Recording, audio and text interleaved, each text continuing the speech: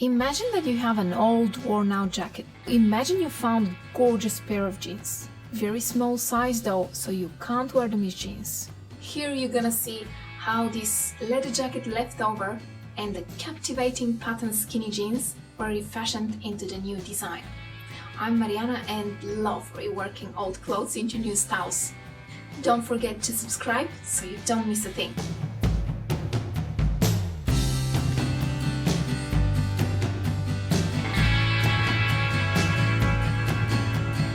So I kept the jacket for many years until it became 2 sizes smaller, so I couldn't wear it anymore. I used the sleeves in another project, even the zipper, so I had only the bodice left.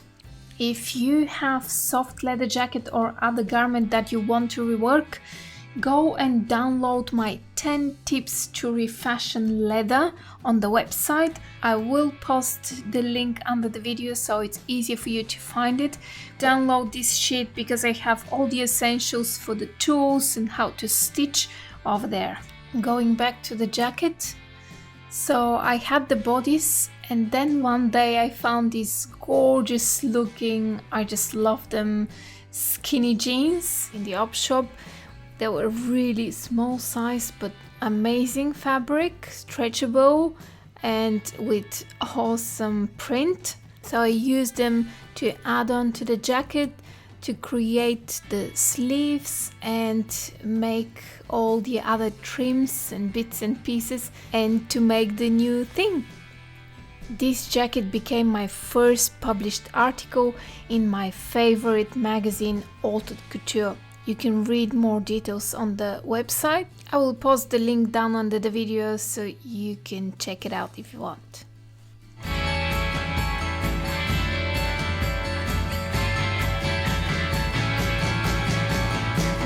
Usually when you're enlarging a size, you need to take the measurements, see how much you need to add, and then distribute that evenly to every pattern piece.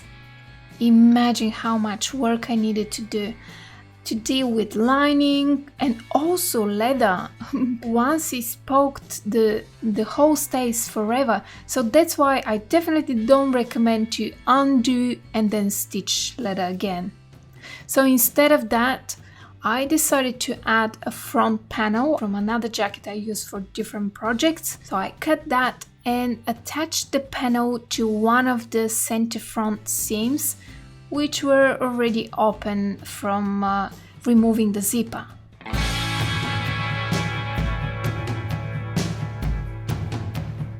If you find skinny jeans to make sleeves, before purchasing it, just make sure that the leg will fit your arm. So this is very important. If the sleeve is too long, you can always shorten it or make a gather or whatever. To make the head of the sleeve, or that's the curvy part at the top, just place the leg on a slight angle and trace around the sleeve opening of the bodice. So this is how I made the sleeve. On the inside, it's good to finish it nicer. So if you don't have enough material, just you can make a bias binding or just do an overlocker. Just don't leave raw seams, especially if the lining, because it's going to unravel. At the hem of the sleeve you have a couple of options. You can trim the excess and shorten the hem, or you can make gathers at the hem area and not shorten it. In my case, I decided to add straps from the leather and I attached at the end snaps, so it snaps on one of the sides and creates small gather on the wrist. So this is how I made the sleeve hem.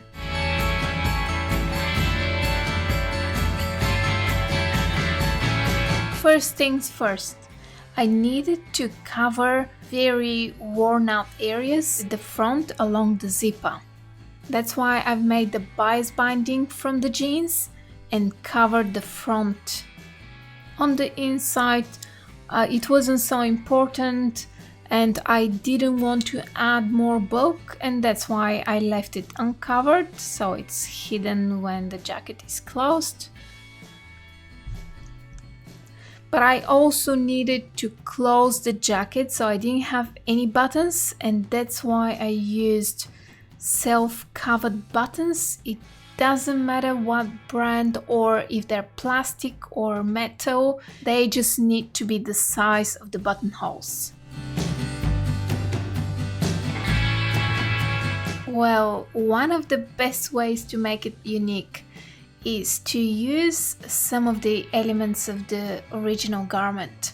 In my case, I had left over the waistband, the loops, and the original closure.